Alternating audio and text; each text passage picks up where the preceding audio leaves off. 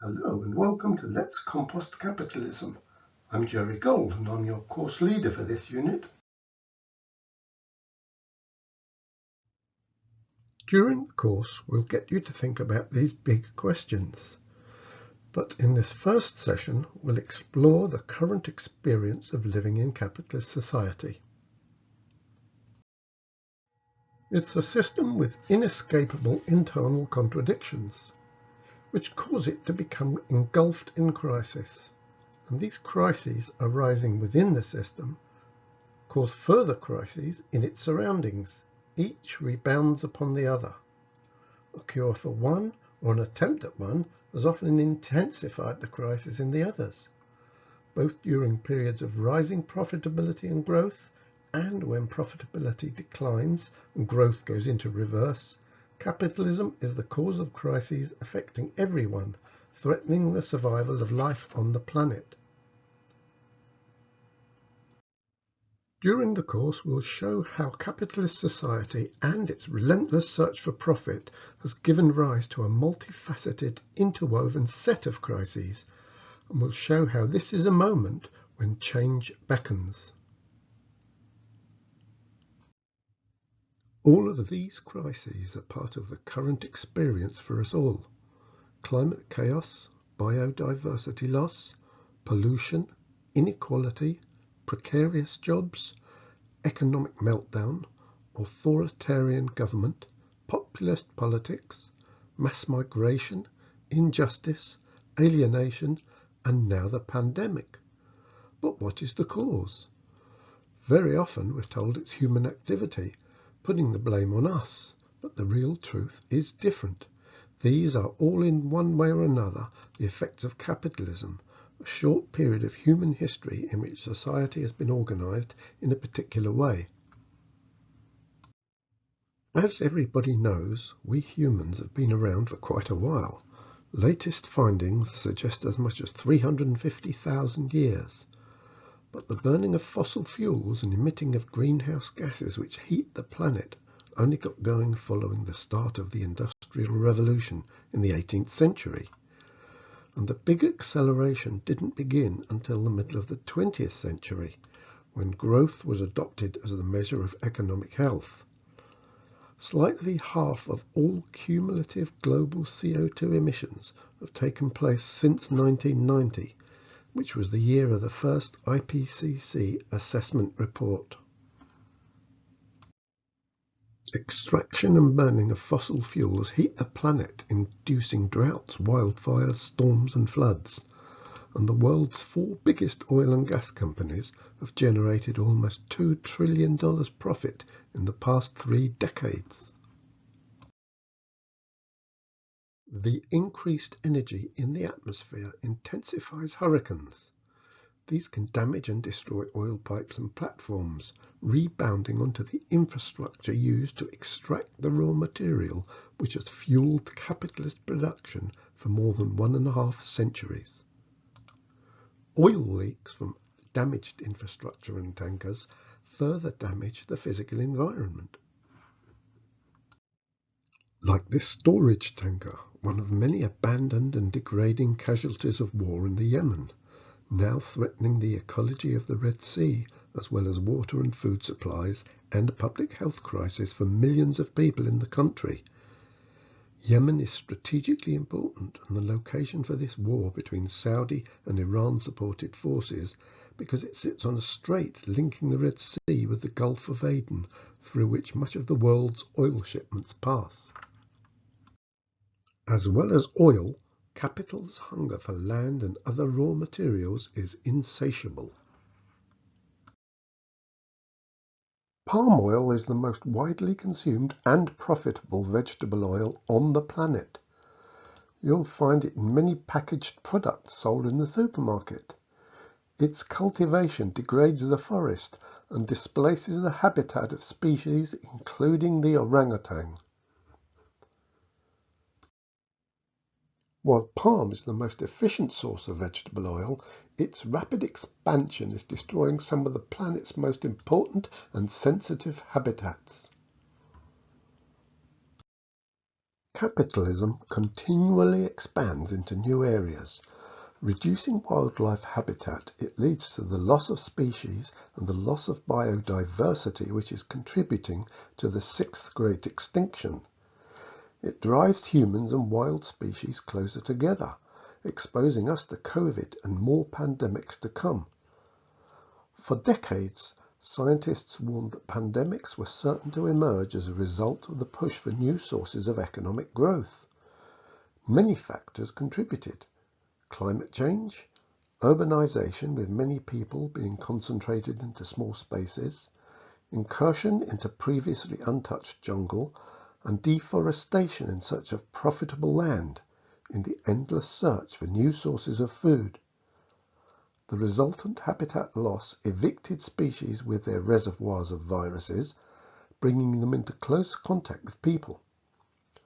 Limited attempts at preparedness by some governments were swamped by cuts in public services following the series of economic shocks to the world system that erupted in the latter half of the 20th century.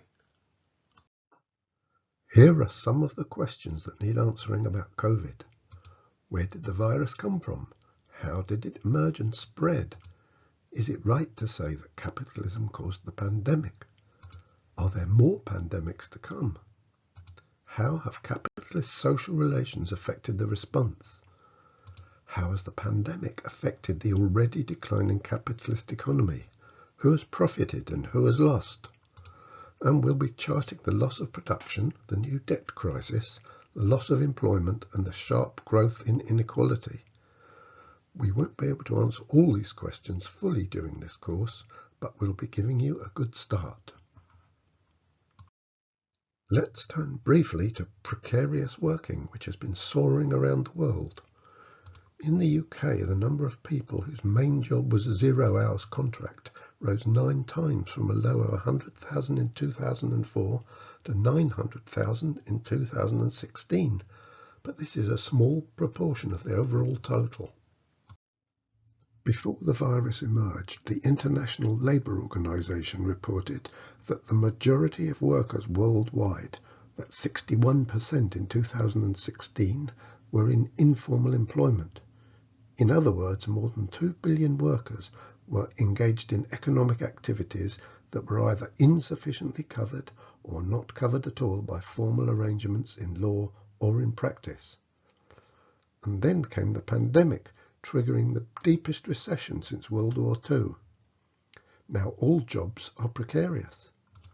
The impact is measured in declining wages and benefits, less social participation, an inability to pay debts, and damaging impacts on mental and physical health. The increase in job insecurity makes people feel disrespected and undervalued, leading to anxiety, depression, and a sense of isolation. It all adds up to an increased feeling of alienation. It couldn't go on. People have had enough. Now let's take a look at inequality. The disparity in wealth becomes more shocking every year. In 2020, 56% of the world's population shared 1.3% of the world's wealth, whilst 1.1% of the world's population commanded 45.8% of the world's wealth. Inequality is often presented as if it's an unfortunate accident, one that can be lessened by social and moral pressure. But the hidden truth is that capitalist society is dominated by the imperatives of profit and growth. These determine the actions of corporations, governments, and global agencies, which combine to work together, extracting value from the majority and conveying it into the accounts of the increasingly rich, tiny minority. So it's no accident that the biggest decline in income during the pandemic hit the poorest hardest. The poorest have lost 3% of their income, while the richest lost less than 1%. But those in the second richest tier, with shares in pharmaceutical companies, for example, have done well out of it, gaining almost 1% of their already inflated wealth. Nor is it an accident or due to personal inadequacy that the majority are corralled into crowded city slums, often side by side with the super-rich privileged minority, as here in Sao Paulo, Brazil. So why does inequality continue to increase? As a direct and necessary consequence of the attempt to sustain profitability, the share of global income received by workers as wages and salaries has been declining sharply, so that corporate profits and their distribution to shareholders could increase. This widening disparity creates tensions which give opportunities to populist propaganda and the rise of authoritarian governments, despite the defeat of Trump. Capitalist society was funded by slavery. Its ability to continue to extract profit from workers in the form of wage slavery is dependent upon the exploitation of racial and other social divisions. Among the costs it doesn't have to pay for, so-called externalities, are pollution by greenhouse gases, the plastic tsunami, soil degradation, climate chaos, and war leading to mass migration. The widespread use of untested and unregulated chemicals looks set to reduce human fertility to zero by 2045. Phthalates, used to make plastics soft and flexible, are of paramount concern. They are in everybody, and we're probably primarily exposed through food, as soft plastic is used in food manufacture, processing, and packaging. These forever chemicals lower testosterone and so have the strongest influences on males, for example diminishing sperm count, although they are bad for women too. The cause of all this can be traced back to the profit system, which is itself in a perilous state with profitability declining precipitously.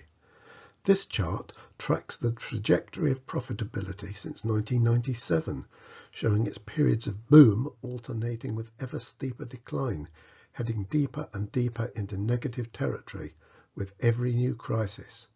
We'll be exploring this in greater detail later in the course. As profitability declines, those whose job it is to defend the profit system turn to credit and debt to help stop the rot. The main idea is to put money into the hands of corporations and consumers to stimulate investment, encourage more production and more demand. But now, as inexorable in its rise as the fall in the rate of profit, mounting debt looms menacingly over the global economy and over every one of us.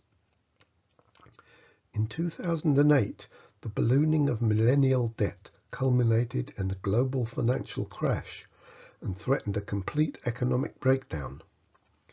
The UK's Prime Minister at the time, Labour's Gordon Brown, played a key role in encouraging world leaders into inflating another, even bigger balloon.